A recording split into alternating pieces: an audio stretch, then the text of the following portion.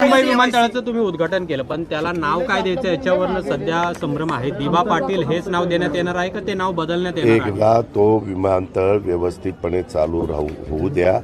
त्याच्यामध्ये आम्ही बघितलं, पंतप्रधानांनी पण पाहिलं, साधारण टेक ऑफ अँड लँडिंगला अजून 45 दिवस लागणार आहेत. परंतु काय होतं, एकदा मान्यवरांनी तारीख दिली, उद्घाटन केलं की पुढची गोष्टी थोड्याशा गतीनं व्हायला मदत होते.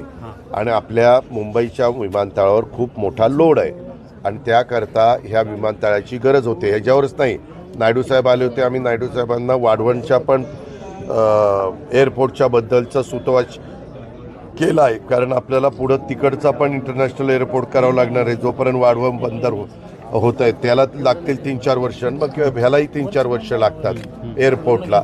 तर मुंबईसारखं सिटी आणि तिथं राहणारे नागरिक, त्यांचं जगाशी, देशाशी आणि राज्यातल्या वेगवेगळ्या भागाशी संपर्क होण्याच्या दृष्टिकोनातनं आत्ताचं जे काही विमानतळाचं उद्घाटन केलं, तिथं 9 कोटी लोकांचं म्हणजे जाणं येणं, ह्या विमानतळाची कॅपॅसिटी राहणार आहे तेवढी काही व्यवस्था तिथं केलेली. फार उत्कृष्ट विमानतळ झालेलं आहे. राहिलेली कामं पण चांगल्या पद्धतीनं करण्याचं आमची भूमिका आहे आणि आम्ही ते त्या बाबतीमध्ये करू.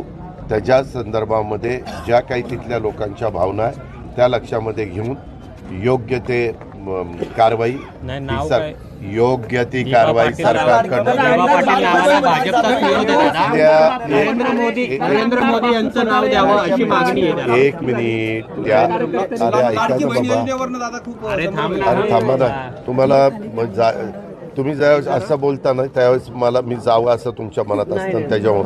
कारण तुम्हाला माहिती आहे, फार प्रश्न आले की मी निघून जातो. तुम्ही प्रत्येक प्रश्नाला उत्तर देण्याची माझी तयारी आहे, पण प्रश्न विचारताना पण तुम्ही योग्य पद्धतीनं प्रश्न विचारावा. आमचं कामाचं उत्तर देणं ते आम्ही पार पाडू. त्याच्या संदर्भामध्ये स्वतः मुख्यमंत्र्यांनी सगळ्यांशी चर्चा केलेली, तिथल्या वेगवेगळ्या शिष्टमंडळांशी केलेली आहे.